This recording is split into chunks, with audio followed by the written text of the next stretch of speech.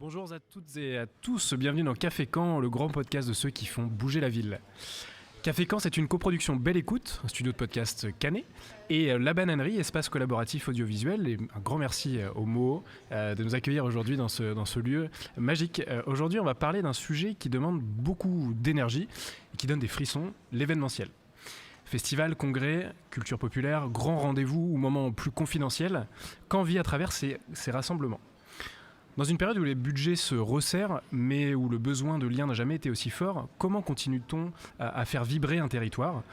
Pour répondre à cette grande question aujourd'hui, j'ai autour de la table 3 personnes qui connaissent bien le sujet. Nicolas Boblin, tu es responsable événementiel du Millénaire de Caen, un projet monumental qui a raconté 1000 ans d'histoire à travers une année de célébration. Guillaume Guiblet, fondateur de M2 Event, bienvenue. Tu es fondateur d'une agence qui imagine et produit des événements corporate et institutionnels à forte valeur émotionnelle. Et Maud Hilbé, responsable commercial pour le Moho, un lieu de rencontre et d'innovation pas comme les autres, où chaque événement devient une expérience collective. Ensemble, on va parler d'émotion, d'impact et de sens. Comment l'événementiel façonne l'identité de Caen aujourd'hui ? C'est parti.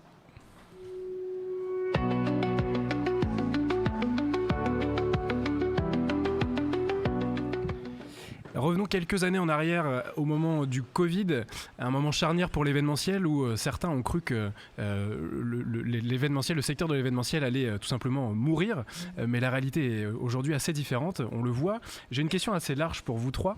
Selon vous, pourquoi les gens ont encore besoin de vivre des événements ? Qui veut commencer ? J'y vais. Bonjour aux femmes. Merci pour ta question. L'événementiel, c'est assez simple, c'est un peu la vie. Suite au Covid, en fait, on vit tous, on a tous été digitalisés pendant quelques mois. Et en fait, on s'est dit que l'événementiel, c'était remettre l'humain un peu au centre de tout ça pour faire des célébrations, d'événements, de lancements de projets, tout simplement.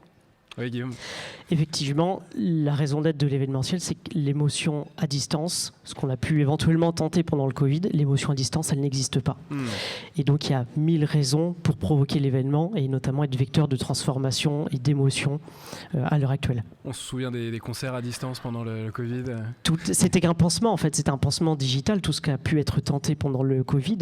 Mais cette vibration de rassembler les gens et cette vibration qui permet de transformer les choses et de faire vivre, il faut se rassembler. Nicolas ? Tu m'as très bien lancé en disant 1000 raisons de faire de l'événementiel.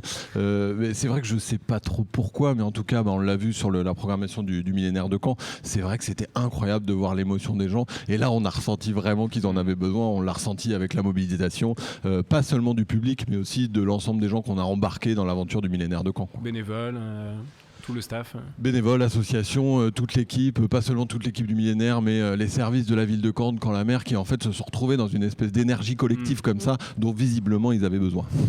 L'événementiel, c'est le meilleur des réseaux sociaux en fait. C'est le vrai réseau social qui existe, c'est celui-là. T'as tout bien résumé. Guillaume, justement, toi qui accompagnes des entreprises depuis plusieurs années, pourquoi est-ce que ces dernières continuent d'investir dans l'événementiel ?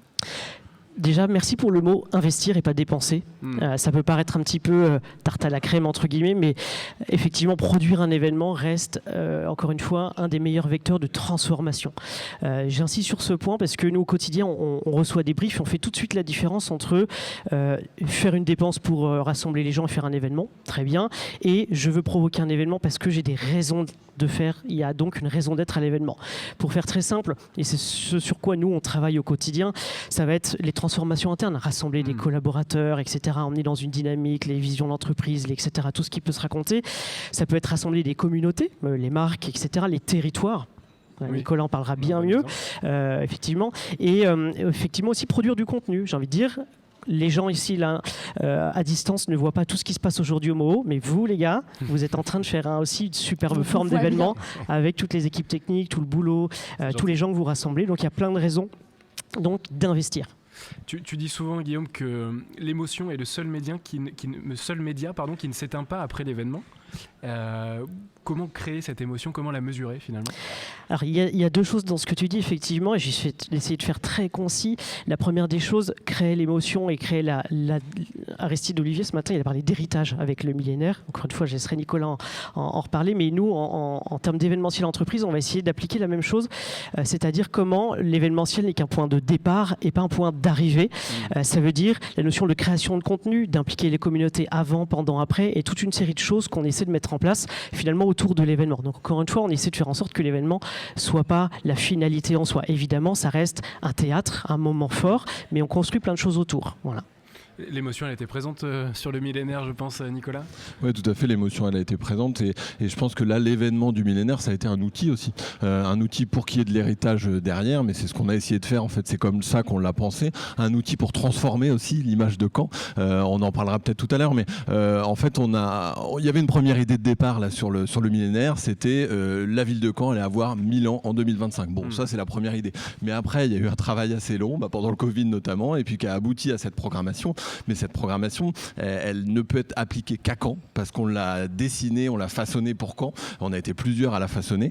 Et l'idée, c'est que, en fait, on a voulu démontrer, je pense qu'on a un petit peu réussi à le faire, que Caen, c'est pas que une ville détruite, c'est pas que les commémorations du débarquement, c'est pas que Guillaume le Conquérant, c'est pas que Orelsan, c'est encore moins Mbappé. Et non, c'est autre chose. Et c'est ce qu'on a démontré. C'est un patrimoine, c'est une histoire très riche, c'est un caractère maritime aussi qu'on a eu aussi envie de mettre en avant. Et donc je pense que c'est ça, l'outil événement du millénaire qui laissera un héritage derrière en fait. Maud, toi, Homo, tu organises des formats très différents. Conférences, séminaires, hackathons, bien d'autres, j'imagine? Alors nous, Homo, on a une différence par rapport à d'autres lieux. On a la chance de travailler au milieu de nos clients, ce qui nous provoque, nous, des formats complètement hybrides.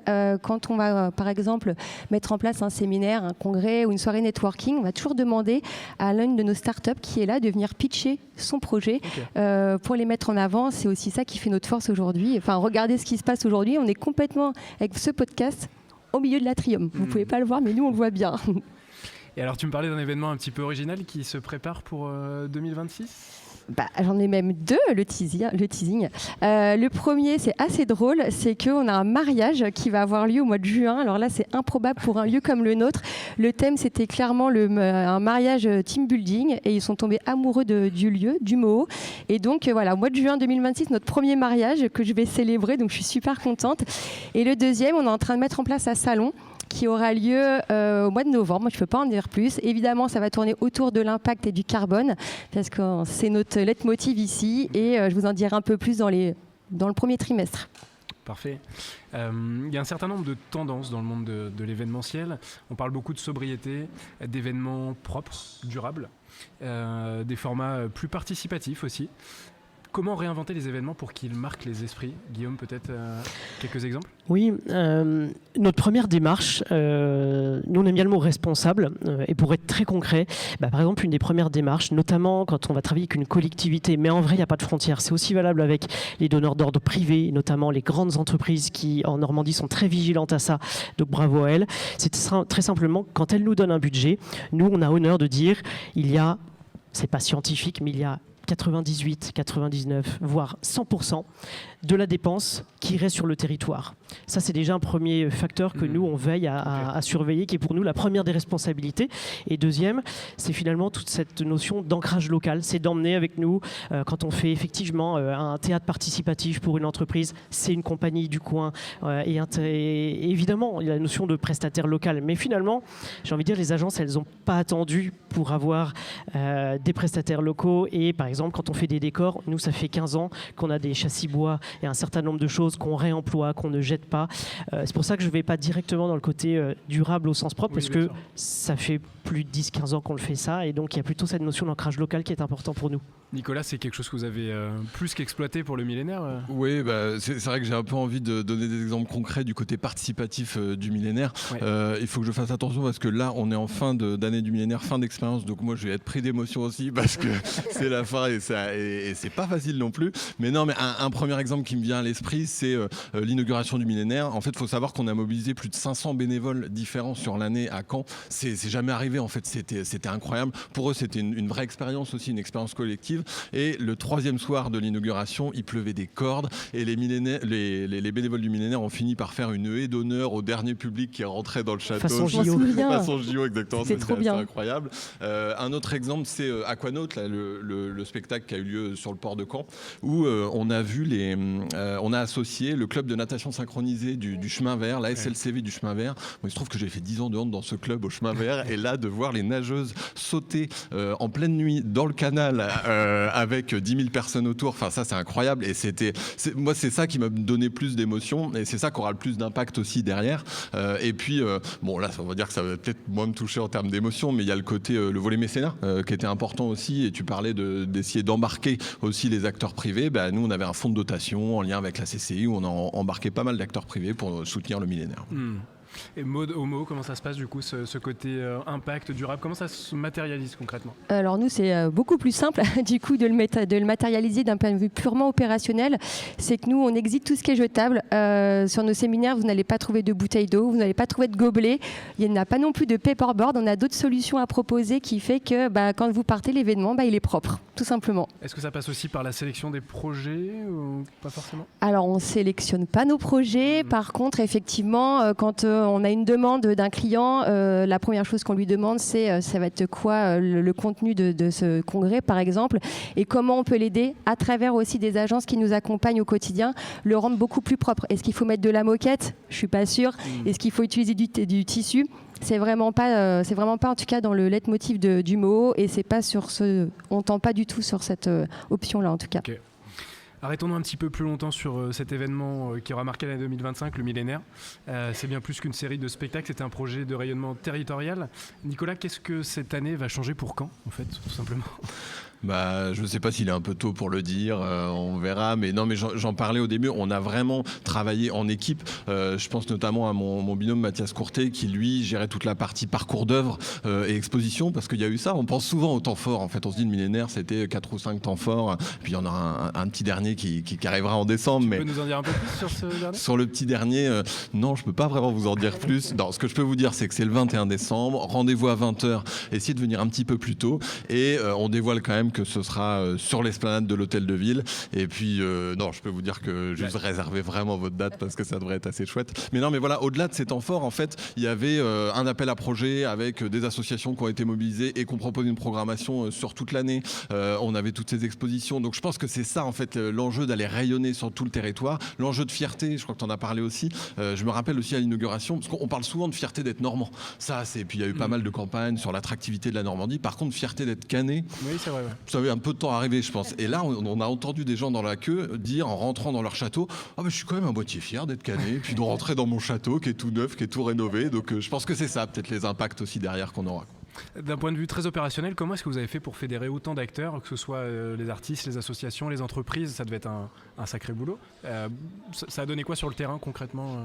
Effectivement, sur le bilan qu'on commence à faire, parce que là je rajouterais par exemple aussi les capitaines de bateaux, parce qu'accessoirement on a géré aussi un week-end maritime où on a fait venir 48 gréements, donc en fait on a échangé tellement d'acteurs. Bon, c'est cool, merci.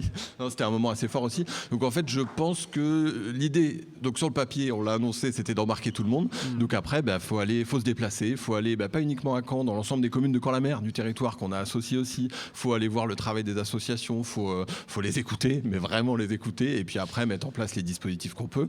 Et puis sur le volet opérationnel, parce que souvent on se rend pas compte, en fait on en discutait un petit peu en off avant, mais quand on va voir Aquanaut par exemple le spectacle, on se rend pas compte de tout le travail qu'il y a derrière, en termes de technique notamment, tous les marchés publics qu'il faut mettre en place. Donc il y a eu énormément d'acteurs privés aussi qui ont été mobilisés, et on a fait travailler aussi un certain nombre d'intermittents aussi, où c'est pas facile aussi dans le domaine de la culture en ce moment, sur les budgets, t'en parlais en introduction, donc ça a aussi contribué à ça, quoi. S'il y avait toi un temps fort que tu retiendrais de cette année exceptionnelle, ça serait lequel? Moi, il y a une chose que je retiens, c'est l'expérience qu'on a partagée en équipe. En fait, au château, si vous vous rappelez, il y a eu ce geste pyrotechnique entre l'église Saint-Pierre et les remparts du château. Et là, j'étais avec quelques collègues à l'ouverture des portes où, en fait, on a découvert qu'il y avait plus de 50 000 personnes tout autour du château. Donc là, on est tombé en pleurs direct. Et non, parce qu'en fait, c'est une vraie aventure collective où si on n'avait pas été soudés, on ne l'aurait pas. Et puis moi, pardon, mais j'ai passé ma jeunesse à boire des bières millénaire sur les pelouses du château autour. Donc bon, là, ça représentait quelque chose. On a tous fait la même chose, je pense. Et Guillaume, Maud, est-ce que vous avez senti que cette dynamique inspire aussi les entreprises à créer des projets plus ancrés localement ? Ah ouais. Moi, je trouve que cette année, j'ai vraiment l'impression que 2026, on part sur une année à congrès. Je ne sais pas pourquoi. On en parlait en primeur tout à l'heure, c'était de remettre l'humain au centre des événements. Et en tout cas, dans les demandes aujourd'hui qu'on a, ou en tout cas des gens qu'on rencontre, on part vraiment sur cette optique-là de refaire des congrès, remettre tout au centre, de refaire rayonner la ville de Caen. Parce qu'au final, on en parlait avec le millénaire, on en parlait aussi avec toi, Guillaume. Mais le mot aussi, on en parle parce que aujourd'hui, voilà, on est encore sur un lieu complètement atypique et que ces 72 entreprises qui sont hébergées ici font qu'elles rayonnent et que des événements, il y en aura pour toi et pour toi aussi. De ton côté, Guillaume, tu le ressens aussi Il y a une forme de réinterrogation à l'aube de faire durable et à l'aube de faire économiquement raisonnable, que les entreprises et les collectivités se posent effectivement et qu'on voit du coup nous apparaître dans les interactions qu'on a avec ces donneurs d'ordre-là. Effectivement, on tâche nous aussi de réinventer notre manière de faire l'événement, mais encore une fois, c'est pas nouveau, c'était déjà un mouvement qu'on avait et donc on a tendance à réfléchir à effectivement moins de one-shot, plus de saisonnalité dans l'événement, un programme un peu plus long. Pour résumer, demain, une jauge de 1000 personnes, est-ce que c'est pas des fois plus intéressant de la faire en 5 fois 200 ? Est-ce qu'on n'a pas une forme de proximité à l'événement, un autre dialogue avec les gens ? Donc on réinterprète un petit peu les classiques du genre pour vraiment se poser la question, même si les grands-messes restent toujours intéressantes. Mais juste de rebondir sur cette tentation qu'on peut avoir un peu du gros événementiel, et je suis mal placé pour en parler, mais quand même en fait c'est que l'expérience publique, tu disais sur le Covid il y avait l'expérience publique à distance qui marchait pas vraiment, mais aussi on peut se poser la question de l'expérience publique sur des très grosses choses qui ont des très gros coûts opérationnels, le blocage de circulation, et donc peut-être qu'il faut quand même pas oublier ce que c'est que le petit événementiel, c'est aussi soutenir la culture, soutenir les petites compagnies qui vont aller être programmées dans le cas d'Éclat de rue par exemple à Caen, dans les différents quartiers. C'est aussi intéressant de ne pas oublier ça quand même. Voilà. Guillaume, peut-être l'exemple de Le Galet, est-ce que tu peux nous parler des opérations que tu as pu mettre en place ? On est dans l'écran pour en parler et pour faire très simple, effectivement, on a l'occasion, donc c'est un événement qui revient très régulièrement, sur lequel on a le plaisir de travailler avec un grand fleuron normand qui fait confiance à une agence normande, qui du coup atterrit avec un événement dans un écrin normand, jusque-là, la boucle est bouclée. Et bien justement, c'est l'illustration un peu de ce que je disais, un format où sur le papier, le séminaire force de vente va rassembler plusieurs centaines de personnes. On le découpe en plusieurs séquences avec finalement des micro-communautés en interne qui font que du coup, on va faire un espèce de take-over comme ça sur un lieu vivant parce que, comme Maud l'a dit, les gens arrivent sur l'événement, mais il se passe plein d'autres choses autour d'eux. Donc ça les fait beaucoup marrer d'ailleurs. Ils sont hyper intéressés de voir, il y a des boîtes, etc. Et donc voilà, on a encore une fois une nouvelle approche de cet événement avec justement un mix entre de la plénière, des ateliers, donc les gens se baladent là-dedans tout l'après-midi et c'est parfait et il y a un impact assez intéressant. Justement, on revient, et c'est un peu ce que tu dis Nicolas, à la notion d'impact de l'événement et on voit des ratios et des niveaux d'appréhension de ce qui s'est dit, d'impact de l'événement qui est tout aussi meilleur quand on a des petites jauges ou des jauges à taille humaine. Et je voudrais juste rajouter, en fait, pour répondre aussi à votre question, c'est quoi 2026 ? Je pense que c'est aussi casser les codes de vos congrès. On a eu la chance d'accueillir le Ganil ici pendant une semaine.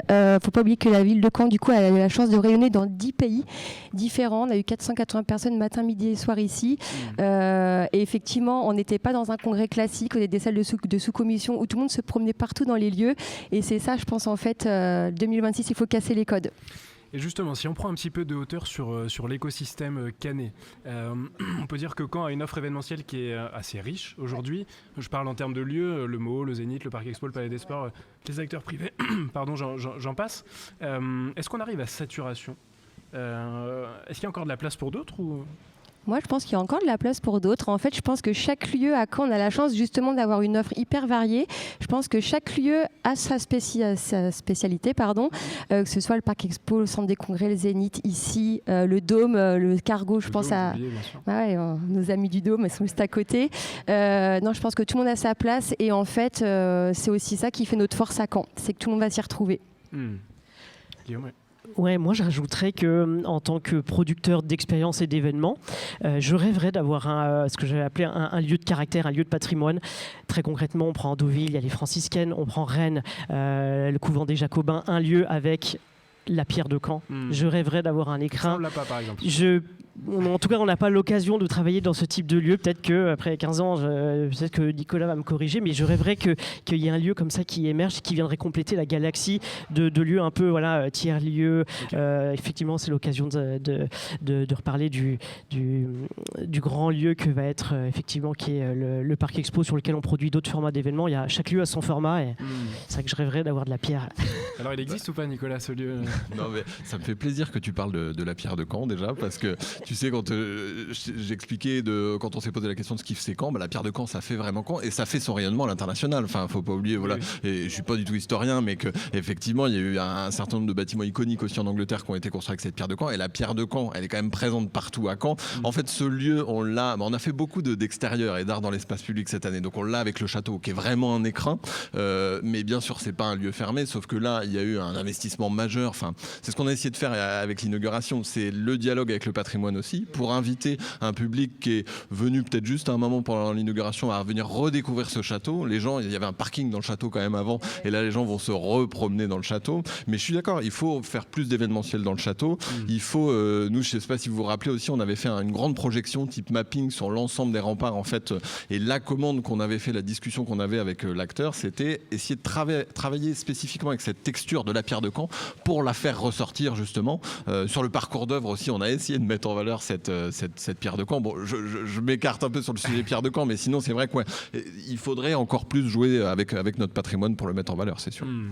Un petit mot, Maud, sur la manière dont le mot s'inscrit justement dans cet écosystème des lieux qu'on peut d'ailleurs qualifier encore de nouveaux, Maud, d'une certaine façon. Ouais, parce qu'on n'a que 4 ans. Voilà. En fait, nous, notre écosystème aujourd'hui, il est ultra simple et complexe à la fois. C'est-à-dire que nous, c'est un lieu, le mot, qui permet de réunir tous les publics de tout secteur d'activité pour essayer, en tout cas, de répondre ou de réfléchir aux solutions de transition et des enjeux climatiques.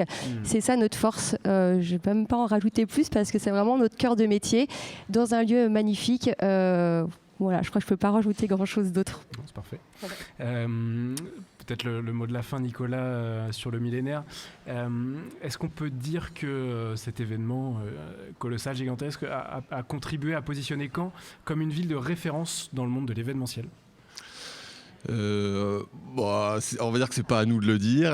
On verra sur les prochaines années. Après, en fait, on avait un objectif de rayonnement d'abord local, régional, national et international. Je pense que là, on peut être assez objectif et de se dire qu'on n'a probablement pas eu ce rayonnement à l'international.